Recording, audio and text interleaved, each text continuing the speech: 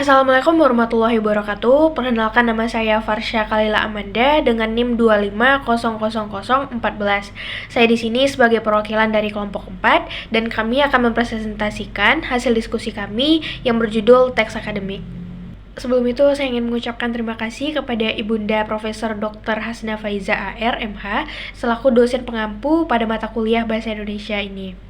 Baik, sebelum presentasi dimulai, saya akan memperkenalkan anggota kelompok saya dulu, yaitu dengan saya sendiri, Farsha Khalila Amanda dengan NIM 2500014, lalu selanjutnya ada Agustina dengan NIM 2500015, lalu selanjutnya ada Hanifah Jannah dengan NIM 2500016, dan yang terakhir ada Isli Risna dengan NIM 2500017.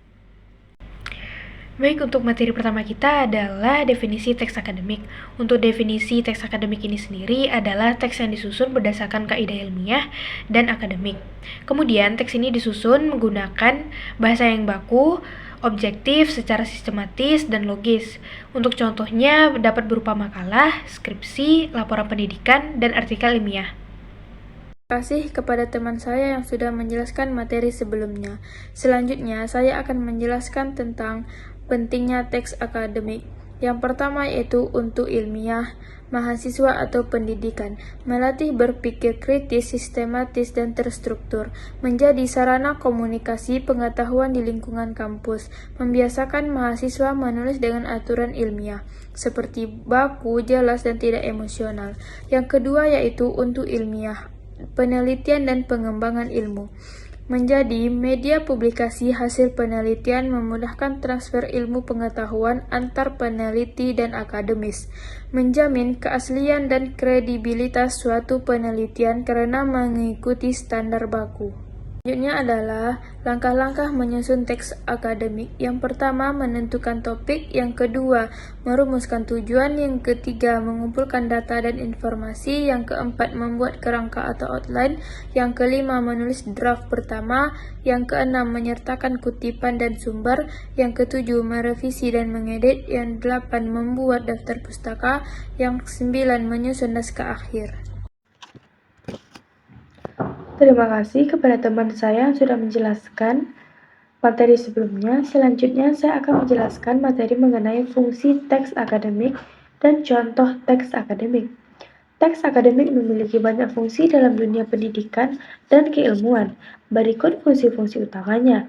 Yang pertama, sebagai media penyampaian informasi ilmiah, yaitu menyajikan hasil penelitian, teori konsep, dan data yang dapat dipertanggungjawabkan. Yang kedua, sebagai media analisis dan penerjemah, yaitu menguraikan suatu permasalahan dengan sistematis, logis, dan berdasarkan fakta. Yang ketiga, sebagai sarana argumentasi dan persuasi, yaitu meyakinkan pembaca dengan argumen yang didukung bukti, logika, bukan opini semata. Yang keempat, sebagai dokumentasi pengetahuan, yaitu menjadi rekam jejak intelektual yang dapat dijadikan referensi oleh peneliti atau mahasiswa lain. Yang kelima, sebagai sarana latihan berpikir kritis, yaitu melatih penulis maupun pembaca untuk menyusun gagasan, menghubungkan teori dengan data.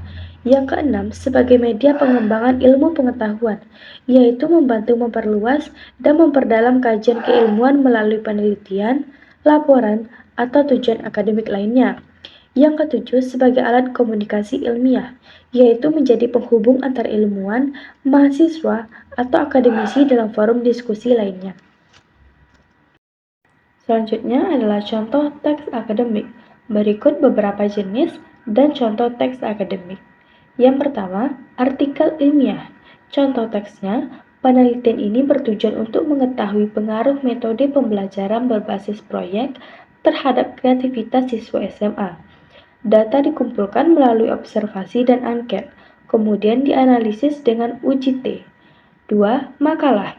Contoh teksnya, globalisasi membawa dampak besar bagi budaya lokal, namun di sisi lain dapat menyebabkan pergeseran nilai budaya tradisional. Oleh karena itu, diperlukan strategi untuk menjaga kearifan lokal di tengah arus globalisasi. Yang ketiga, laporan praktikum. Contoh teksnya, tujuan praktikum ini adalah mengidentifikasi kandungan vitamin C pada beberapa jenis buah. Hasil uji titrasi menunjukkan bahwa jeruk memiliki kadar vitamin C paling tinggi dibandingkan dengan apel dan tomat. Yang keempat, skripsi, tesis atau disertasi. Yang kelima, resensi buku akademik. Yang keenam, paper, seminar. Yang ketujuh, jurnal ilmiah. Terima kasih kepada teman saya yang sudah menjelaskan materi sebelumnya. Selanjutnya, saya akan menjelaskan mengenai ciri-ciri teks akademik. Yang pertama, itu penggunaan bahasa formal dan baku. Teks akademik biasanya menghindari bahasa gaul, singkatan, atau ekspresi emosional. Yang kedua, ada objektif. Teks akademik itu berdasarkan fakta, data, dan argumennya logis, bukan pendapat pribadi semata. Yang ketiga, itu ada sistematis. Teks akademik itu tersusun rapi dengan struktur yang jelas, ada pendahuluan, isi, dan penutup. Dan yang keempat, itu kritis dan logis, menyampaikan analisis, evaluasi, dan hubungan sebab akibat yang masuk akal. Yang kelima, ada kohesif dan koheren. Teks akademik itu biasanya antar kalimat dan paragraf saling terhubung dan menyambung. Yang keenam, menggunakan referensi. Ada sumber rujukan dari buku, jurnal, atau penelitian ilmiah. Yang ketujuh, jelas dan lugas. Teks akademik tidak bertele-tele, langsung pada inti pembahasan. Yang kedelapan, dapat dipertanggungjawabkan.